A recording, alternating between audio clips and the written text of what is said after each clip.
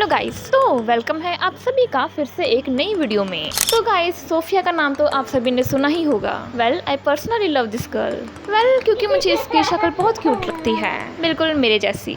Whatever, जितना cute ये show है उतने ही डार्क इसकी थ्योरीज हैं और फैक्ट्स उतने ही दिलचस्प। और हाँ, ये थ्योरीज फैन बेस्ड हैं। बाद में मुझे कमेंट्स में मत बोलना कि ऐसा तो कुछ शो में दिखाया ही नहीं जो आप बोल रहे हो। तो इसलिए मैं पहले ही बता दूं कि ये फैन बेस्ड थ्योरीज हैं। वैसे मैं बता दूं कि फैन बेस्ड थ्योरीज का मतलब ये नहीं होता कि कुछ भी बोल दो। फैन थ्योरी बेसिकली शो के रियल फैंस बनाते हैं। वो शो के हर एक सीन की गहराइयों को समझते हैं और उस बेस्ड पर अपना पॉइंट रखते हैं कि अच्छा, इस सीन में ऐसा इसलिए दिखाया गया है क्योंकि इसकी स्टोरी में कुछ ऐसा भी होगा शायद। फॉर एग्जाम्पल, आप मिराकुलस ही ले लो, क्योंकि फीलिक्स और एड्रियन दोनों सेंटीमॉन्स्टर हैं। इसका खुलासा शो बनाने वालों ने सीजन 5 एपिसोड 24 में किया था। लेकिन एड्रियन के सेंटीमॉन्स्टर होने की फैन थ्योरी तब सामने आई थी जब गैब्रियल हमें एमिली को पीकॉक मिराकुलस देता हुआ दिखा था। और सरप्राइजिंगली गैब्रियल ने तो एड्रियन का नाम भी नहीं लिया था तब। लेकिन फैंस ने सीन के हिसाब से एस्टिमेट लगाया और थ्योरी बनके तैयार कर दी। ये होती है फैन थ्योरी।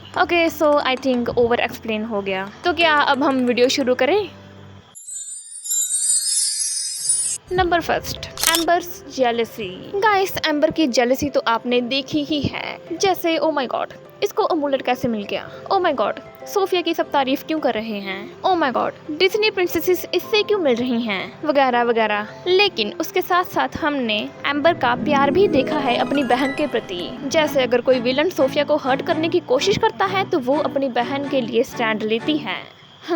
ऐसी बहन तो हम भी डिजर्व करते हैं। अगर हमारे वाली होती तो और हमें विलन के आगे धक्का दे देती। व्हाटएवर। जब भी एम्बर कुछ गलत करती है सोफिया के लिए तो उसको फिर बाद में गिल्टी फील होता है और वो बाद में सोफिया के पास जाती है सॉरी बोलने के लिए। ये शो करता है कि उसके दिल में प्यार है अपनी बहन के लिए। तो फिर ऐसी क्या चीज है जो उसको मजबूर करती है अपनी बहन के लिए इतना बुरा बनने के लिए? खैर, इसके बारे में मैं बाद में बात करूंगी, लेकिन अभी मेन बात ये है कि एम्बर जिस तरह से हमें जेलस होते हुए दिख रही है ना, इन फ्यूचर उसके दिल में सोफिया के लिए बस नफरत ही बचेगी। मतलब कि अभी जो थोड़ा बहुत प्यार है उन दोनों में वो भी खत्म हो जाएगा। नंबर 2, क्या मोआना कभी सोफिया से मिलेगी? अब आप कहोगे कि क्यों, सारी डिज्नी प्रिंसेस उससे मिली हैं तो मोआना क्यों नहीं मिलेगी? सिंड्रेला, एरियल, अरोरा, बेल सभी उससे मिली हैं तो वो क्यों नहीं मिलेगी? तो इसका जवाब है कि ये सारी मूवीज सोफिया द फर्स्ट के आने से पहले की हैं। सोफिया द फर्स्ट रिलीज हुई थी 2012 में, तो 2012 के बाद वाली डिज्नी प्रिंसेस की मूवीज इस शो में इंक्लूड नहीं होंगी, जैसे मोआना और फ्रोजन जैसी। फ्रोजन? तो क्या ये स्नो वाइट का बौना है? हाँ, वैसे इसका जवाब मैंने एक शॉर्ट वीडियो में दिया हुआ है, आप वो जाके देख सकते हैं। Number 3, villains are not born, they are made. समझ आया? कुछ नहीं आया? सब्र करो, अभी आएगा।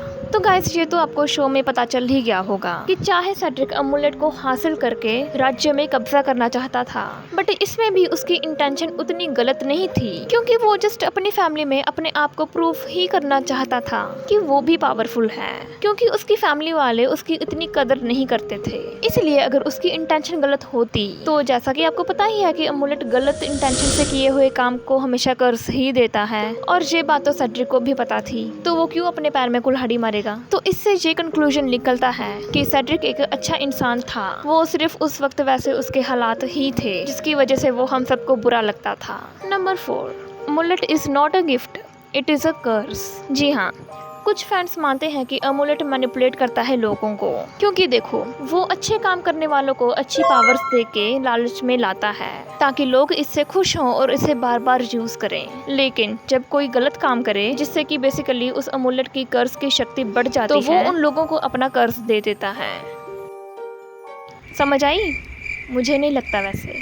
अच्छा देखो, सिंपल वे में समझाती हूँ। अमूलेट एक कर्स है, मतलब एक श्राप है। तो इसमें अब सवाल आता है कि वो फिर लोगों को गिफ्ट क्यों देता है जब कोई अच्छा काम करता है? तो इसके पीछे भी एक लॉजिक है, क्योंकि अमूलेट उस पर्सन को जिसने ये अमूलेट पहना हुआ है उसे सिर्फ कर्ज ही देता रहेगा, तो वो तो फिर उसे उतार फेंकेगा ना। उसको क्या जरूरत है बर्बाद जिंदगी को और बर्बाद करने की? तो इसलिए इस अमूलेट का प्लस पॉइंट यही है कि अच्छे काम का नतीजा अच्छा और बुरे काम का नतीजा बुरा। इसमें एक तो ये उसकी श्रापित सच्चाई छुपी रहेगी और एक इसका लोगों को देने वाला श्राप का काम भी पूरा हो जाएगा।